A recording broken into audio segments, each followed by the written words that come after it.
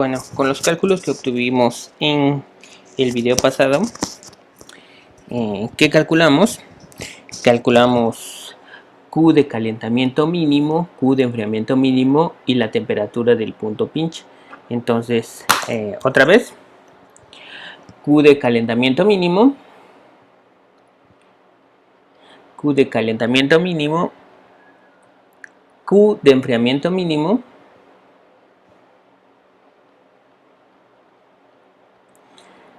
¿sí? Cuando digo Q de calentamiento mínimo es Q de los servicios, ¿sí? Los servicios de calor, por ejemplo, estos servicios que tenemos aquí, por ejemplo, este servicio de calentamiento, este es un servicio de... Nada más, estos dos son de calentamiento, este es un servicio de enfriamiento, este es un servicio de enfriamiento. Entonces nos están diciendo que nosotros podemos mejorar la red hasta tener servicios mínimos de calentamiento como mínimo hasta de 115 kilowatts. Aquí estamos viendo que tenemos 120 más 120 serían 240. Entonces los servicios son mucho más grandes. ¿Sí? Quiere decir que la capacidad de los servicios son más grandes y se podrían reducir hasta 115.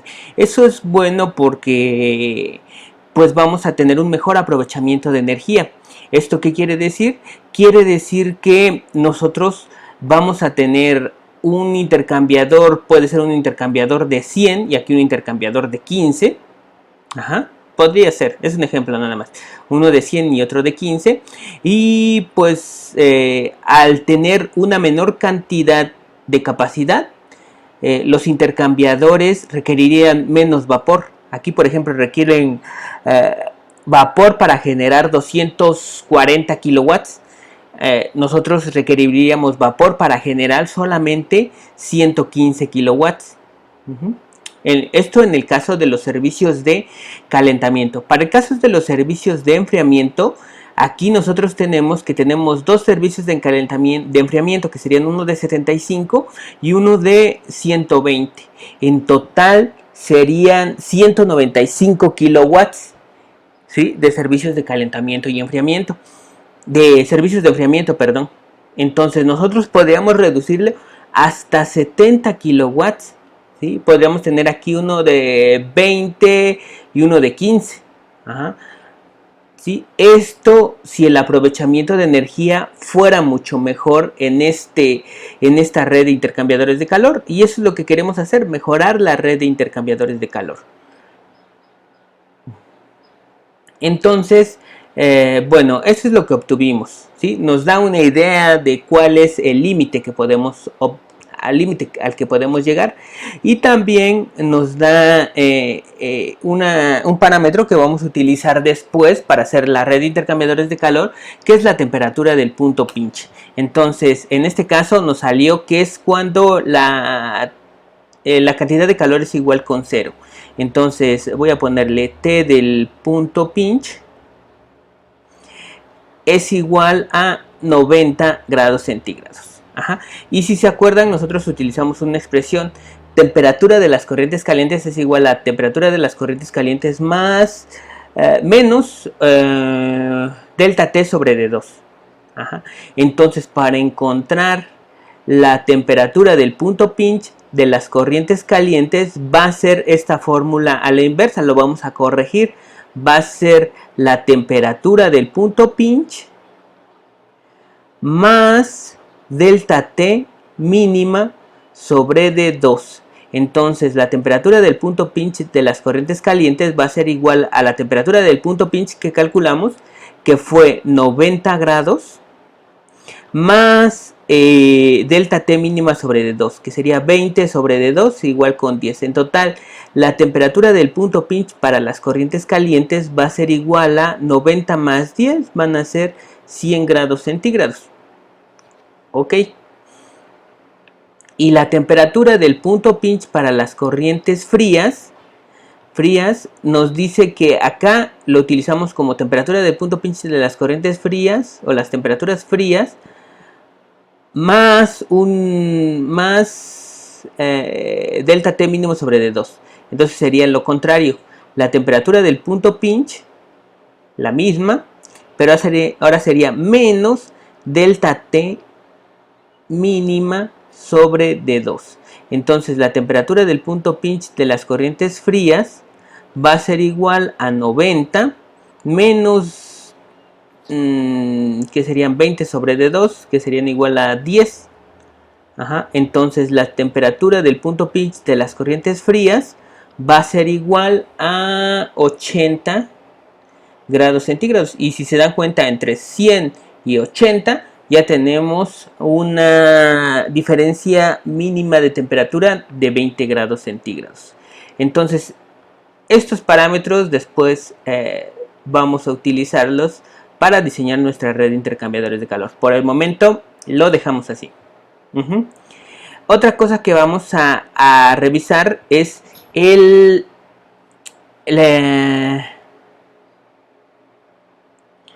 balance de energía. Balance de energía. Y para el balance de energía, lo primero que debemos de hacer es sumar todas las entalpías o todo el calor que necesitamos de las corrientes calientes. Y también sumar todo el calor que necesitamos de las corrientes frías. ¿En dónde obtengo esto? Pues esto lo voy a obtener de mi primera tablita que tenía aquí. Entonces, en este caso, para las corrientes calientes, tengo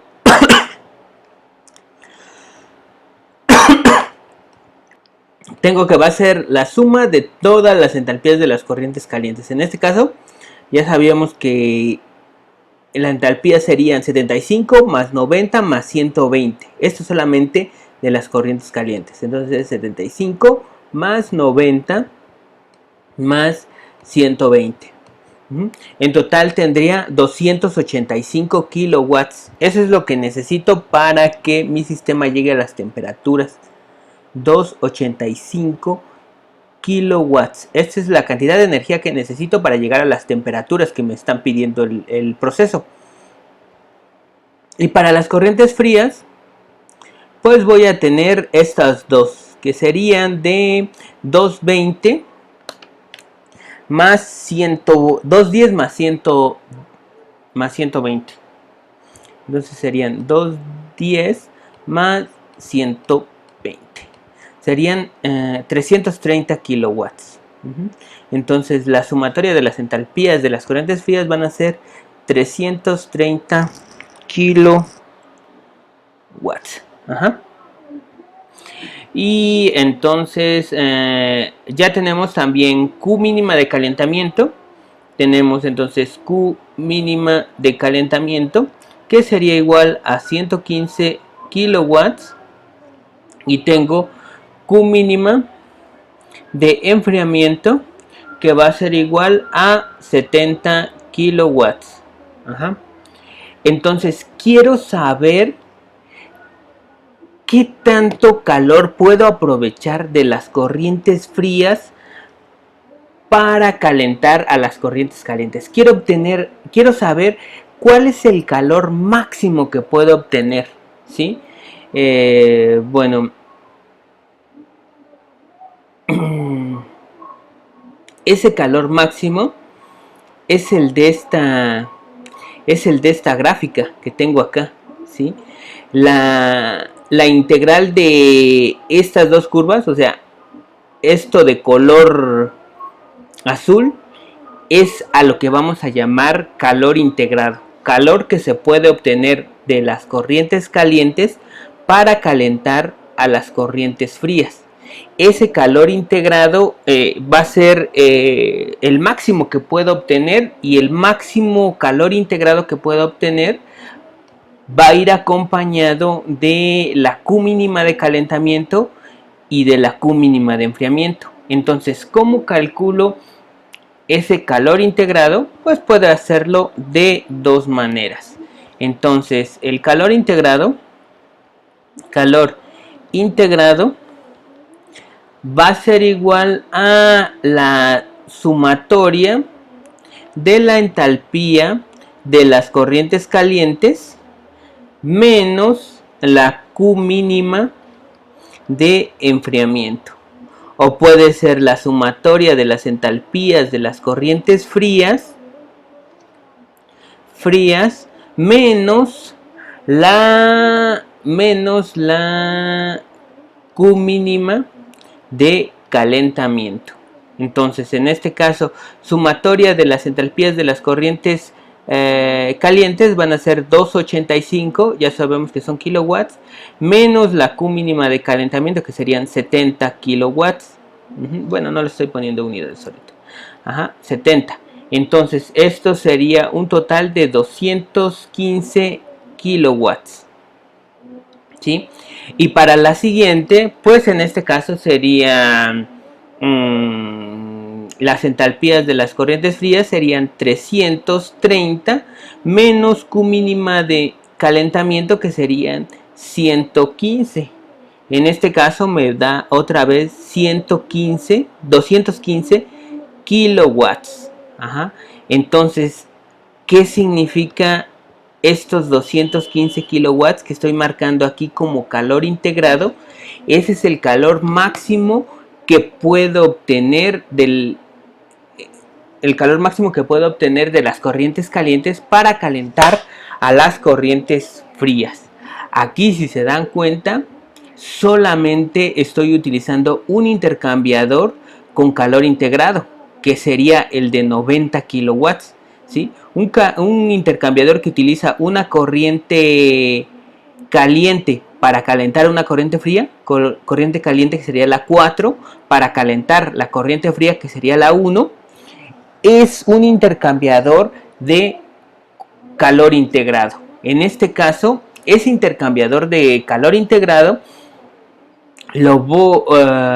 puedo tener un máximo de 215 kilowatts. Aquí nada más tengo que estoy aprovechando 90 de los 215 kilowatts. Por lo tanto, mis servicios de calentamiento y enfriamiento son mayores que el mínimo, que 115 y que 70 son mayores.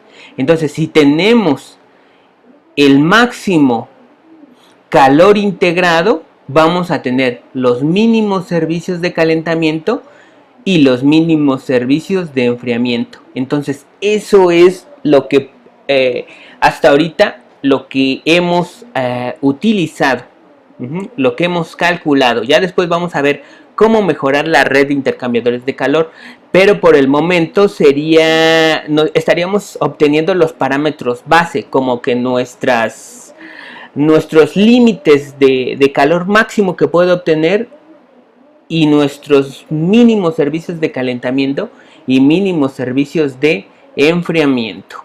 Entonces, en este caso, también hay algo que debemos de hacer. Bueno, ya calculamos el calor integrado y podemos comprobar que esto esté bien. Si nuestros cálculos están bien, quiere decir que la sumatoria de la entalpía de las corrientes calientes menos la sumatoria de la entalpía de las corrientes frías va a ser igual a Q mínima de calentamiento menos Q mínima de enfriamiento.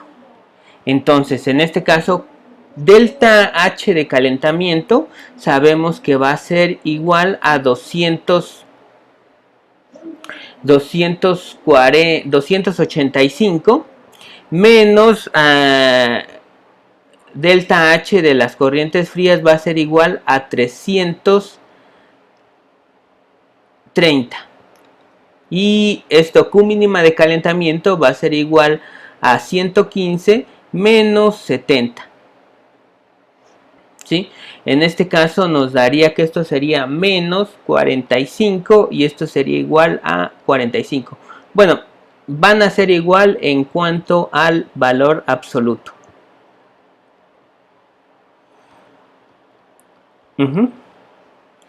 ¿Sí? Entonces, con eso podemos comprobar. Si tenemos un valor absoluto de la sumatoria de las corrientes calientes menos la sumatoria del calor de las corrientes frías, y esto va a ser igual al valor absoluto de Q mínimo de calentamiento menos Q mínimo de enfriamiento.